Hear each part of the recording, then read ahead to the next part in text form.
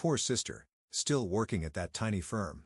My brother sneered at his wedding. Minutes later, his CEO approached me. "Ma'am, I didn't know you'd be here." "Why not?" I smiled. "I own the company." I never planned to reveal my success at my brother Marcus's wedding. For years, I'd kept my true position hidden from my family, letting them believe I worked at a tiny consulting firm while I secretly built an empire. But Marcus's cruel words that day changed everything. Standing in the opulent ballroom of the Grand Plaza Hotel, I smoothed down my simple navy dress, deliberately chosen to be understated.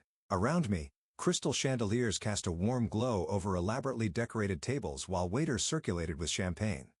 This was exactly the kind of ostentatious display Marcus loved, a chance to show off his supposed success to everyone.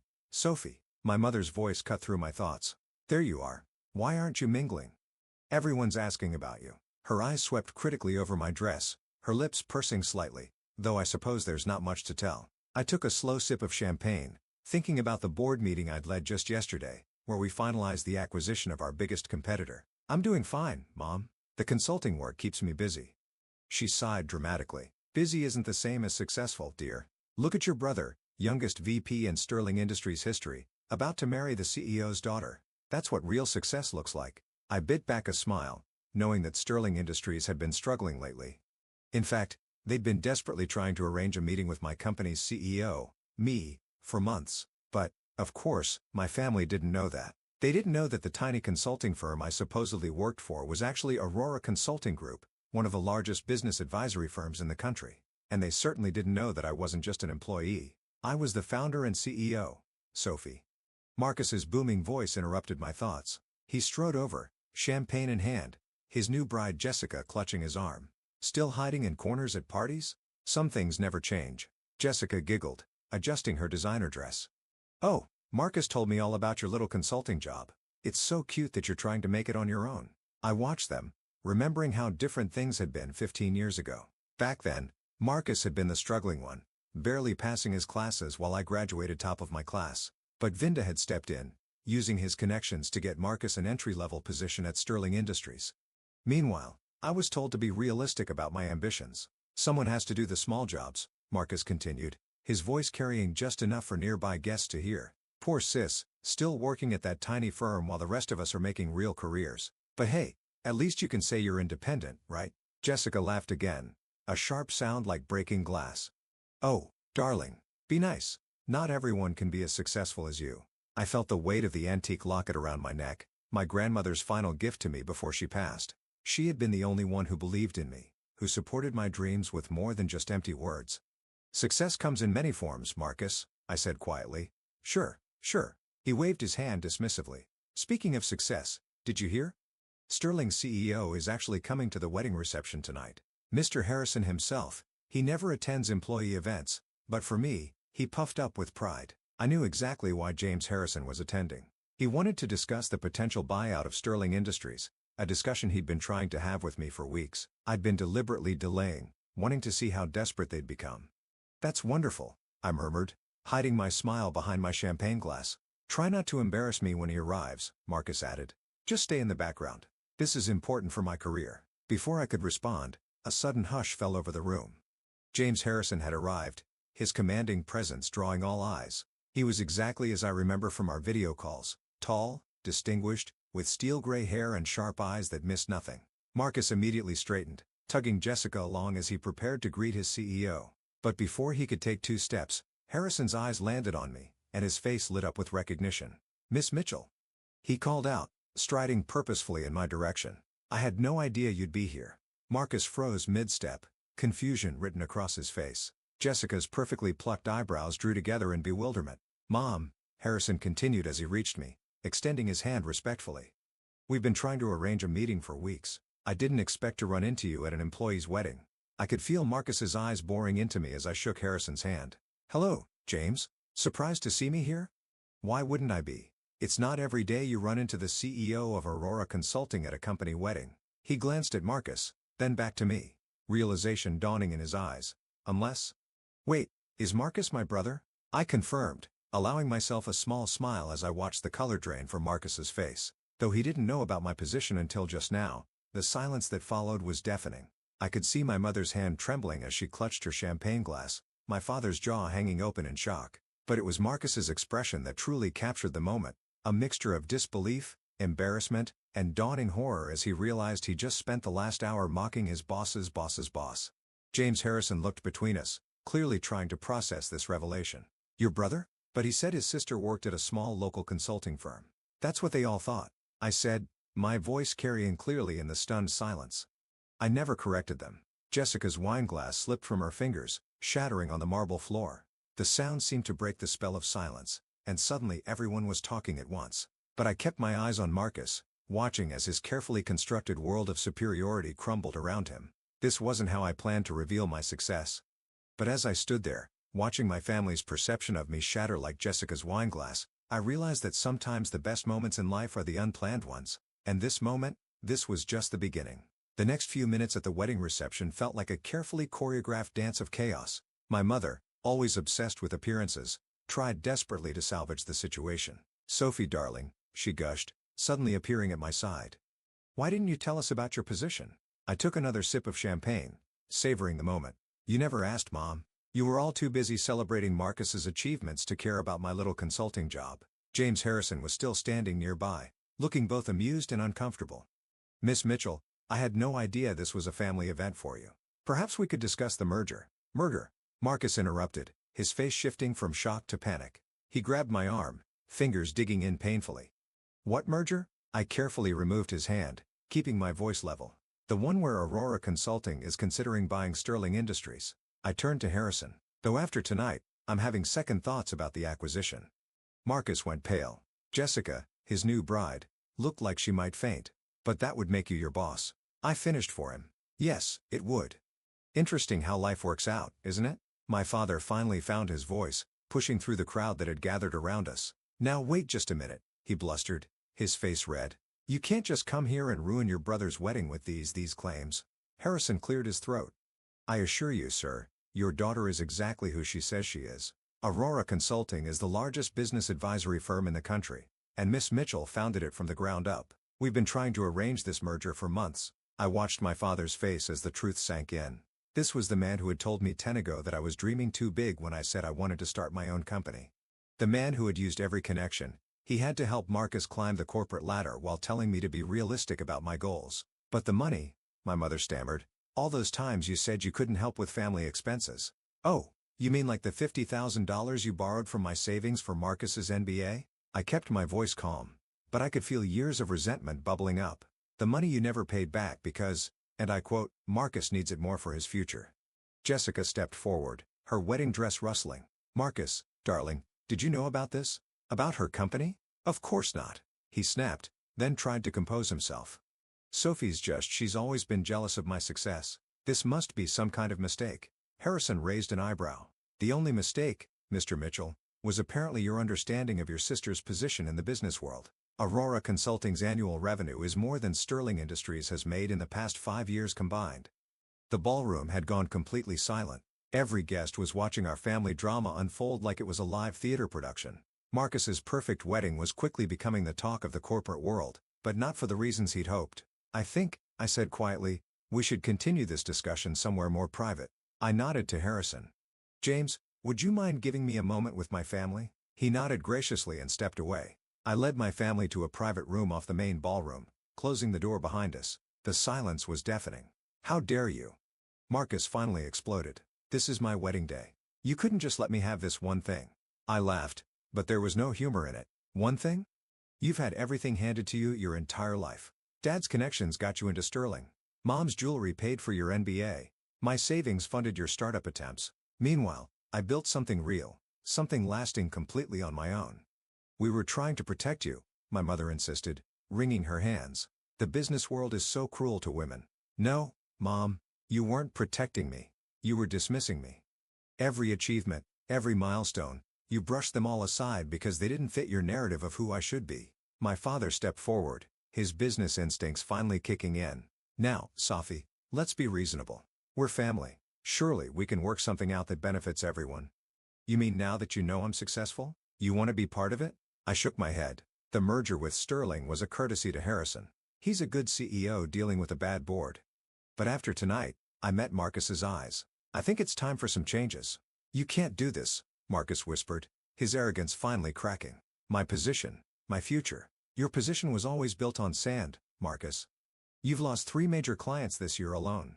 The only reason you still have a job is because of your connection to Jessica's family. I straightened my simple navy dress. But don't worry, when Aurora acquires Sterling, we'll find a position suited to your actual qualifications. Jessica let out a small sob. My father won't let this happen. He's on the board. Your father, I said gently, called me last week to make sure the merger goes through. Sterling Industries is drowning in debt, and Aurora Consulting is their only lifeline.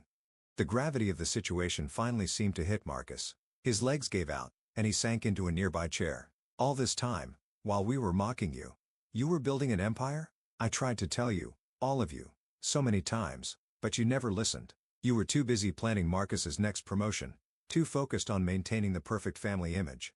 I moved toward the door. Well, now you know the truth, and things are going to change. Sophie, please, my mother called out as I reached for the handle. We're still family. I paused, my hand on the door.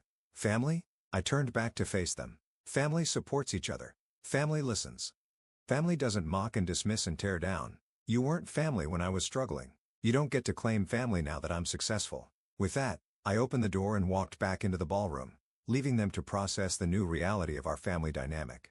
Harrison was waiting for me near the bar, a knowing look in his eyes.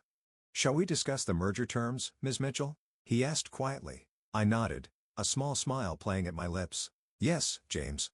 I think it's time to reshape Sterling Industries, starting with the management structure. As we walked away to discuss business, I could feel my family's eyes on my back. The simple navy dress I'd chosen to seem understated now felt like armor. They had spent years underestimating me, dismissing my achievements, treating me like the family disappointment. But now they knew exactly who I was, and this was just the beginning of their education. The weeks following Marcus's wedding were exactly what I expected, a hurricane of family drama, desperate attempts at reconciliation, and not so subtle manipulation.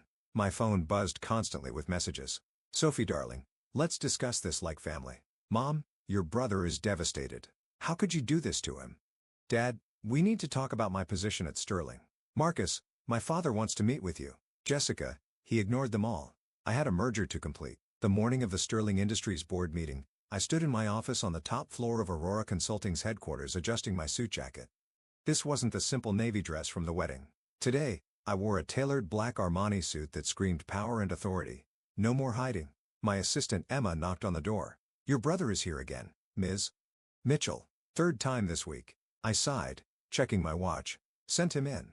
Might as well deal with this before the board meeting.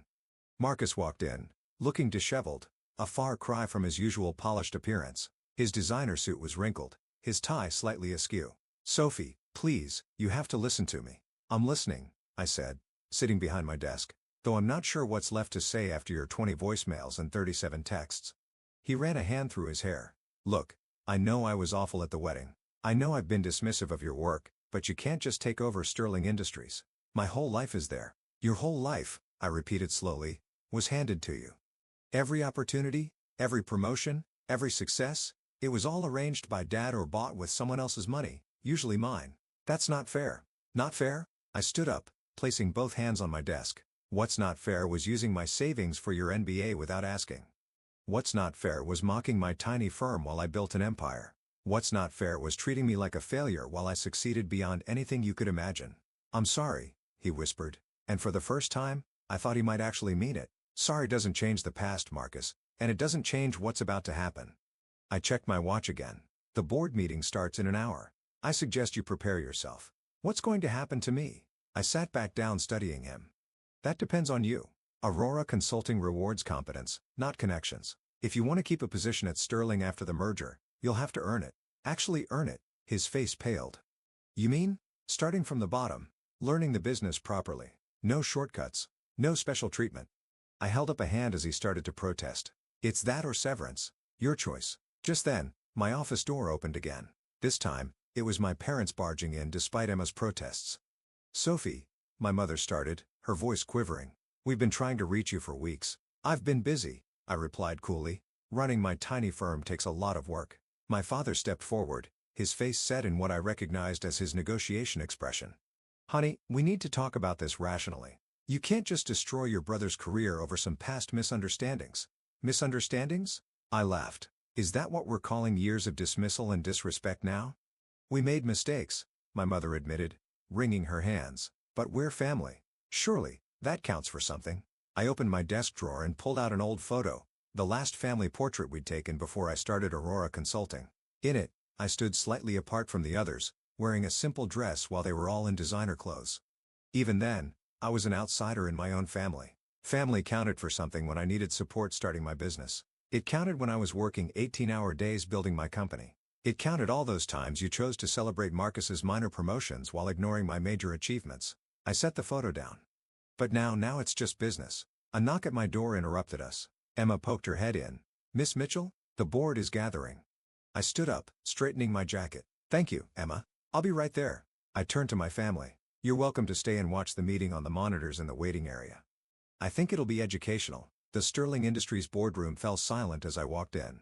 15 pairs of eyes followed me to the head of the table where James Harrison stood to greet me. Miss Mitchell, thank you for joining us. Shall we begin? The next hour was a masterclass in corporate restructuring. I laid out Aurora's plans for Sterling, department by department, position by position. By the end, several board members were nodding appreciatively while others looked shell-shocked. And finally, I concluded, we'll be implementing a complete overhaul of the management structure. No more positions based on connections rather than competence. Through the glass walls, I could see my family watching from the waiting area. Marcus had sunk into a chair, his head in his hands. My parents stood rigid, finally understanding the full scope of my power. After the meeting, Harrison approached me. Brilliant presentation, as always. Though I have to ask, your brother's position will be handled fairly. I assured him. If he's willing to work for it, there's a place for him. Starting in entry-level sales. Harrison nodded approvingly.